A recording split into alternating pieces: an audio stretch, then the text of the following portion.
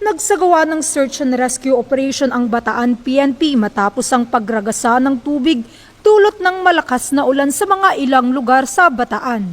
Ang buong operasyon na pinamunuan ni Police Colonel Marites A. Salvadora, Provincial Director ng Bataan Police Provincial Office, katuwang ang kanyang mga tauhan sa paghahatid ng serbisyo sa kanyang nasasakupan.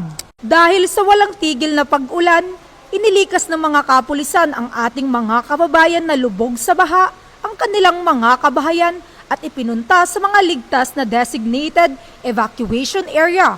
Para masiguro din ang kaligtasan ng ating mga kababayan ay nagsagawa din ng mobile patrolling sa mga bawat barangay upang ma-monitor at matugunan kung sakaling may mga nangangailangan ng tulong.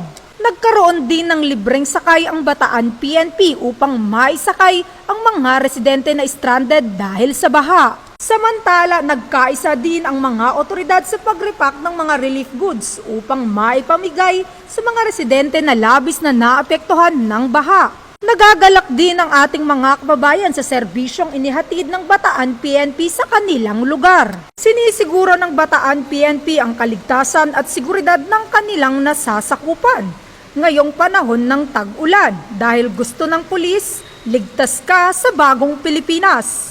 Mula dito sa City of San Fernando, Pampanga, ang inyong PNN Correspondent, Police Corporal Giselle V. Rivera, alagad ng batas, tagataguyod ng Balitang Pulis.